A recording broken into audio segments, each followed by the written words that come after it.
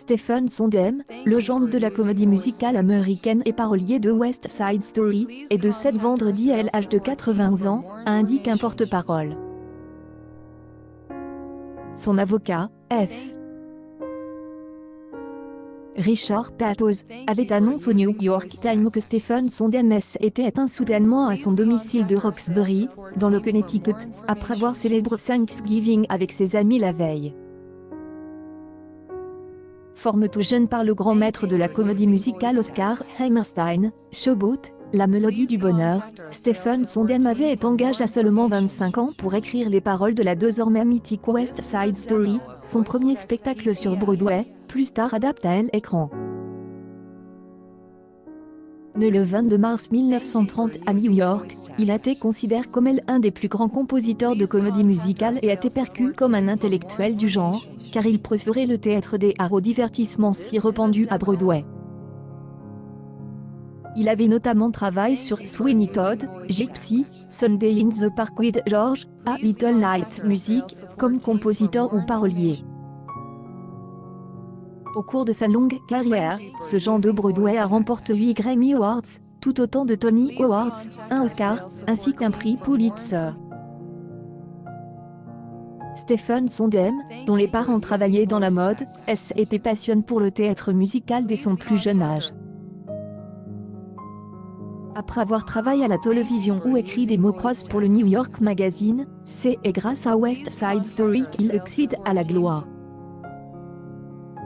En 2015, Barack Obama, alors président des États-Unis, lui avait attribué la médaille présidentielle de la liberté, la plus haute distinction civile.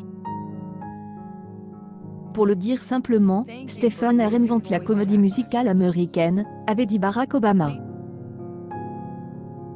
Sa musique est si belle, ses paroles si précises, que même lorsqu'il expose les imperfections de la vie quotidienne, il les transcende.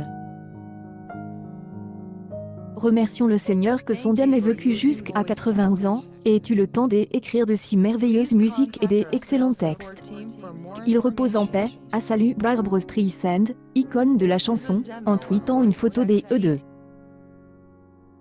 L'actrice et chanteuse Anna Kendrick a déploré une terrible perte. Il y a quelques jours, je disais à quelqu'un à quel point il est amusant, et vraiment difficile, de chanter du Stephen Sondheim. Interpréter ses œuvres a été un des plus grands privilèges de ma carrière, a-t-elle réagi sur Twitter. L'acteur Hugh Jackman a de son côté exprimé sa gratitude au parolier. De temps en temps, une personne vient changer fondamentalement un genre artistique tout entier. Stephen Sondheim était de celle-là.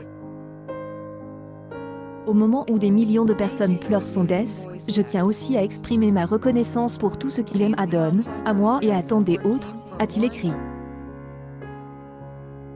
Malgré le succès mondial de Stephen Sondheim, il aura fallu attendre 2010 pour que ses comédies musicales connaissent les honneurs des planches parisiennes, avec A Little Night Music au Théâtre du Châtelet.